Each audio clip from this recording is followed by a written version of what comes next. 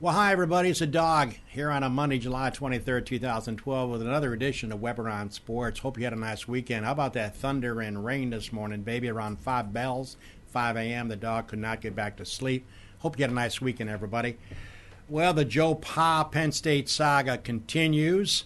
Of course, over the weekend, if you missed it, the president of Penn State, Mr. Erickson, ordered that the statue and the writing and all the remembrances of Joe Pa to be removed in front of Beaver Stadium. That happened.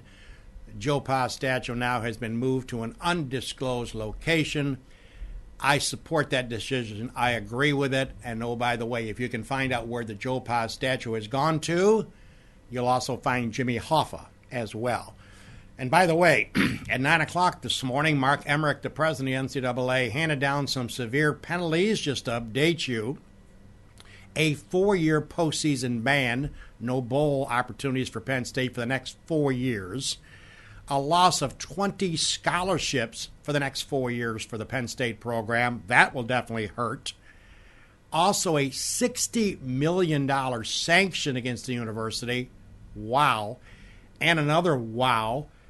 They have to vacate all of their wins since 1998. Wow. 14 years, all the W's get wiped out. Mark Emmerick laying down the law against Penn State.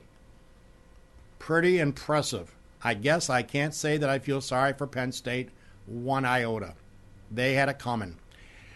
Well, ladies and gentlemen, let's talk about the world of the Tour de France. The first time in 75 years that a British citizen won it. A gentleman named Bradley Wiggins. First time a Brit won the Tour de France, completed over the weekend. Our best American finish was a 5th place finish. By the way, the second annual FingerLakes1.com 3-on-3 basketball tournament was staged this past weekend. Congratulations, second year running. Some 21 teams entered, and we are going to send out kudos to the winning team, the Cairo Kids, winners of the event, picking up some nice, cool cash. The winners, David Lynch, Will Cornett, Chris Bath, Jeff Haverstein, and Scott Young. Congratulations, guys, for winning the 2012 FingerLakes1.com 3-on-3 basketball tournament staged at the Seneca Falls Community Center. To the world of racing, the big guys, the big level, the NASCAR boys didn't run this weekend off. They had the minors running, and of course that's a nationwide series, and they were in Chicago. The winner, you got to go back a while to find this cat winning anything. Elliott Sadler from nowhere winning the Chicago event. Miss Commercial herself, who is beloved by Dick Marshall and Ted Flock, Danica Sweet Patrick, finished a mediocre 14th. Yes, she was in a lot of commercials, though. She's making millions. She's not driving very well, but her beauty makes her a lot of money doing commercials. And I think Dick Marshall and Ted Flock like to see her on commercials because they can't brag to me about what a great race driver she is so far. You know, I was thinking about golf and Phil Mickelson and the unusual relationship he has with Butchie Harmon. He calls him Butchie. I got Butchie flying in to work on my long game. I got Butchie coming in to work on my driver. I got Butchie having trouble off the tee. I'm going to fly out to Vegas and work with Butchie for 2 days. Oh, we had a great session. Great session. How you doing, Phil? He has no clue where the ball, I was going to say baseball, where the golf ball is going.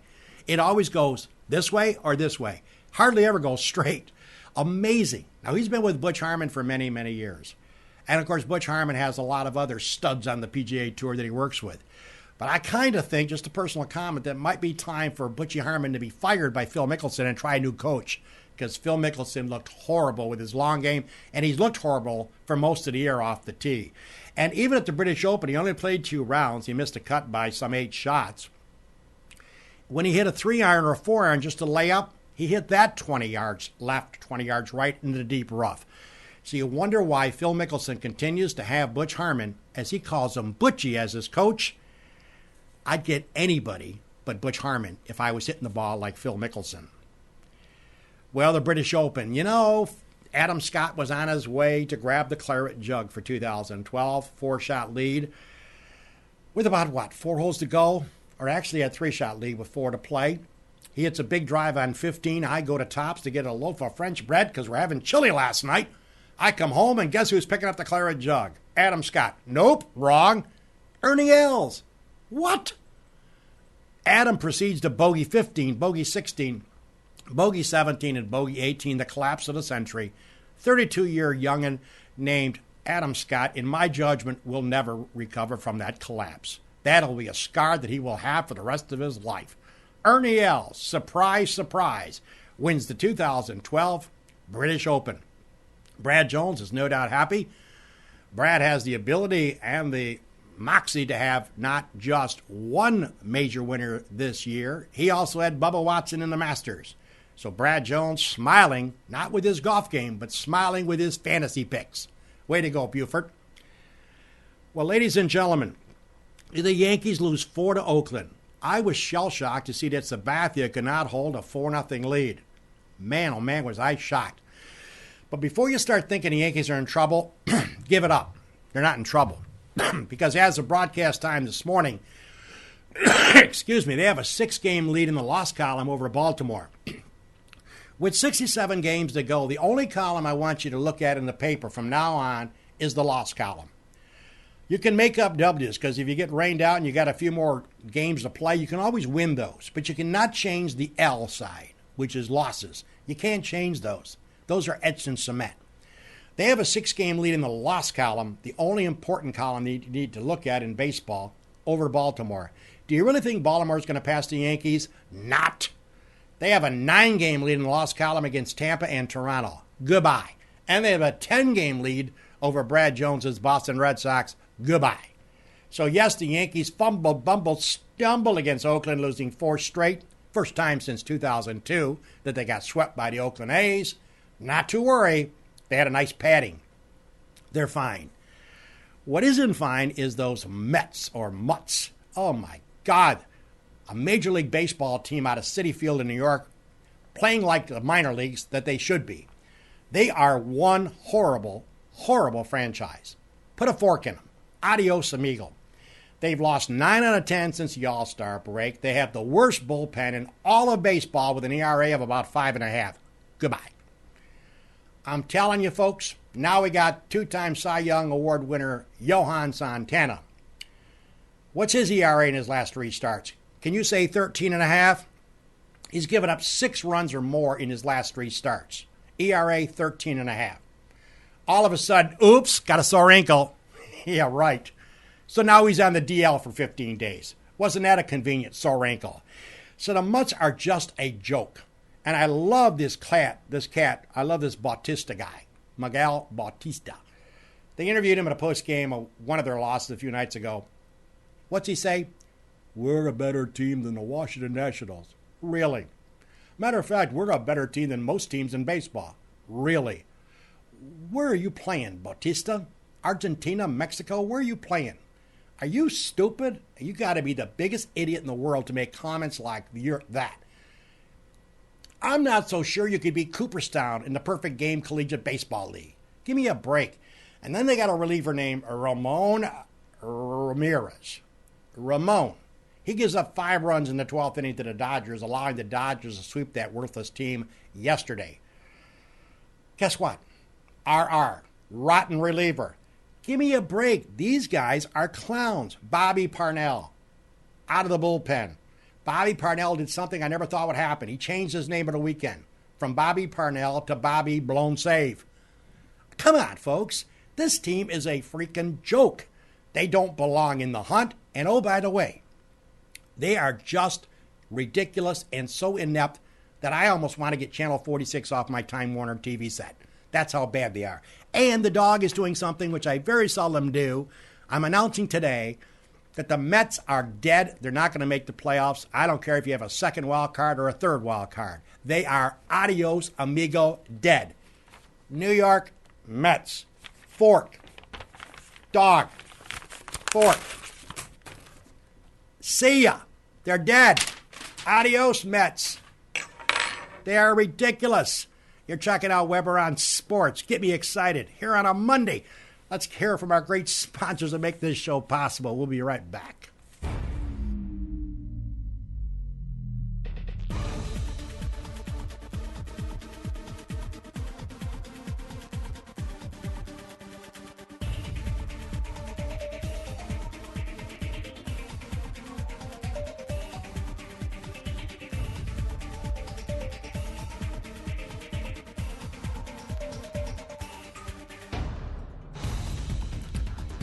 Welcome back, Dog. Welcome back, everybody. It's a dog here. I was going to say welcome back, dogs. You're not dogs. You're checking out the dog. Hey, how you doing on a Monday morning?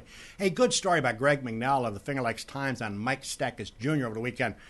Mike Steckus Jr. had a chance to play years and years ago. Good stick. He, of course, won recently the Vermont State Championship. You know, it's a good story on Mike Steckus. It was in the paper over the weekend, and nice job by McNall. Mike Steckus did something which is rare. Good player. He decided to give up golf, put his clubs away for a couple of years, take a vacation from golf. He works up at Norwich University, tries to get in money for donations to the school. Nice young man. He's got a lot of golf game, but he got tired of golf. The pressure was too much, and I give him a lot of credit. Good stick? Absolutely. But you know what? There's more to life than playing golf, and I think it's a good story. It's a good read for you to check it out. So congrats to my buddy Mike Steckus Jr. I know his dad real well, and I know his dad and his mom are real proud of the kid who finally had enough of golf and put the clubs away and then came back out with a new sense of urgency to play some golf. But it's not a matter of life and death with Mike Steckus Jr., and I applaud that effort. USA, USA, baby. Come on, London. Starting up Friday, and Mary's excited. The 2012 Summer Olympics in London. Have a spot to tea and watch the Olympics. I know we're excited about watching it, and I bet you are as well. Yes, our Olympic athletes from the United States of America will be wearing made-in-China garb, but you know what? We got to get over that now. Let's talk about the Olympics, and let's talk about our American athletes, who, by the way, are the best athletes in the world, and they will prove it once again as the Olympics are upon us coming up Friday. We'll win our share, and probably it's a safe bet to say we'll win more than any other country will win. So go USA, go USA. Can't wait to watch the opening ceremonies coming up this Friday night. You know, I was thinking about baseball again. Last week, July 17th, was an anniversary. Trivia question. What anniversary was July 17th? If you're a baseball follower, go back to July 17th, 1941. That was 4 years before Mom and Dad decided to have the dog. Mom had the dog, me, 1945. But in July 17th, 1941, that was the anniversary of the 56-game hitting streak by the legendary Joe DiMaggio that came to an end. Some 71 years ago, that happened. And by the way, as his 56-game hitting streak came to an end, he hit two blasting shots down the third base line, which were caught and thrown across the diamond for not easy outs, tough outs against Joe D for him to continue. But the streak ended at 56 games. And then they had the All-Star break back in 1941, around that period, mid-July. And guess what? He tacked on 16 in a row after the All-Star break. So you know where I'm going with this, aren't you? With a 56 and then a 16, could have been 72 quite easily. But it's 56, and guess what? That's a record in my judgment, and I'm never right, but I think it's going to stay in line and never ever get beaten out. That is an incredible streak of 56 continuous games getting hits.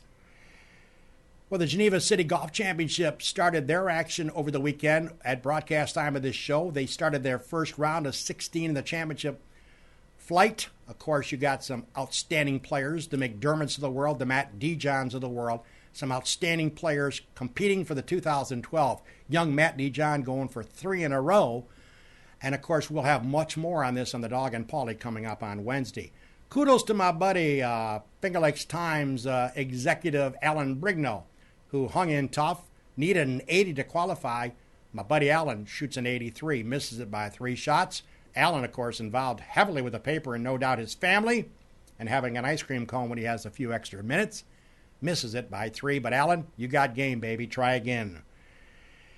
I got to say, one of the things that has been irritating me, and I guess it irritates you as well, and that, of course, is the fact of all these celebrities and athletes, multi-million-dollar so-called jocks with their entourages. Wouldn't you think that if you were a multi-million-dollar athlete and you went out to a nightclub or to a bar, wouldn't you think you'd have your entourage take you to a facility or to a bar? You want a few drinks? Go at it. But at least take the person home, man or woman. What's up with all these people getting DWIs, these athletes? Why do they get in cars? A killing machine, several thousand pounds in weight. Why? I mean, these guys have got more money than they can count. wouldn't the bartender call a cab or a limo? But I guess why does a multi-million-dollar athlete go out by himself? They usually have their agent, their financial person with them. It just blows my mind away. As far as I'm concerned, I have no pity for these slugs. Throw the key away. Throw them in the jail. Fine them big time. Take their license away for 2 years. My pity meter for the dog doesn't even move. I have zero tolerance for people that are that stupid. I mean, people that don't have any money and they don't think about getting a designated driver should be scorned as well. But when you're a multi-million-dollar athlete, you have all the resources in the world. Come on. It's just flat out stupid. So if you're looking for pity from the dog, you're not going to find it. Throw the keys away, throw them in jail as far as I'm concerned.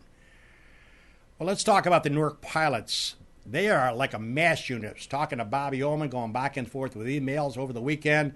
Some really bad news as Newark tries to claim one of those top 4 spots in the Perfect Game Collegiate Baseball League. Forget about the first spot. Amsterdam has wrapped that baby up. They're trying to get to number 2 or hang in there to be in the top 4 because the top 4 teams make the playoffs. Keep in mind, Newark won it last year, and they came from nowhere to do that. They took some tough losses. I understand that Sean Osterman and Josh Perez got in a collision going after a fly ball. And I understand that Sean Osterman has an eye socket issue. He's done for the rest of the year. Josh Perez has an ankle-knee issue. He may be out a week. Hopefully he'll come back if there's a playoff on the menu for Newark down the road. And I also understand that Chris Ebright, the head coach, he found a way to hurt himself last night. He was hobbling on a pitcher that Bob sent me. So it's like a mass unit for the Newark Pilots. But now Newark has to suck it up with 7 games to play. There's a 48-game regular schedule. They got to reach down for that little extra, and I know they're going to do the best they can.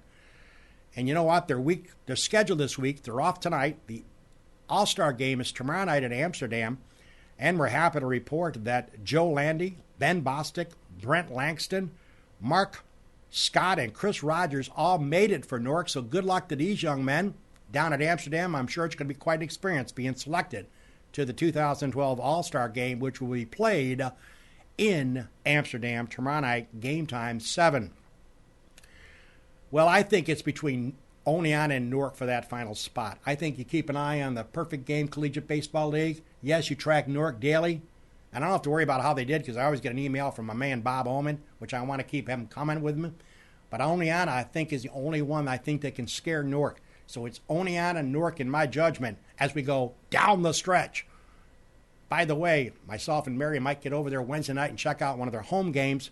And by the way, they're scheduled this weekend. They're off tonight and tomorrow night. Wednesday, they host Elmira.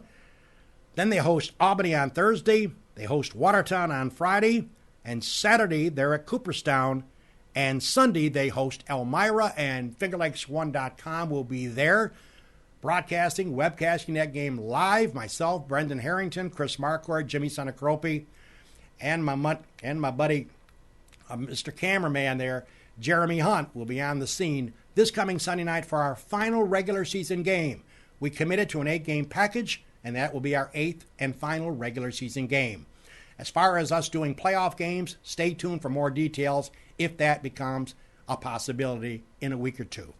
So we wish the Newark Pilots the very best as they go down the stretch to try to secure one of those top 4 playoff spots in the Perfect Game Collegiate Baseball League.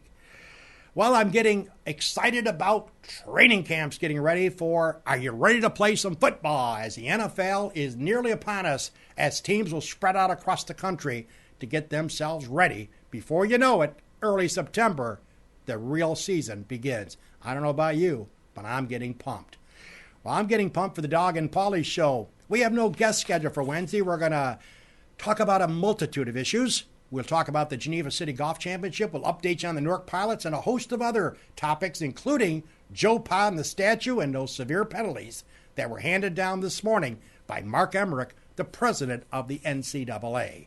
Well, take care, everybody. Hope you have a great week. Join me, along with Paul Hellstrom, Wednesday morning, 9 o'clock, for another edition of the Dog and Paulie Show. Until next week, same time, same station, for this edition of Weber on Sports, have a great week, everybody. That's a look at sports my way.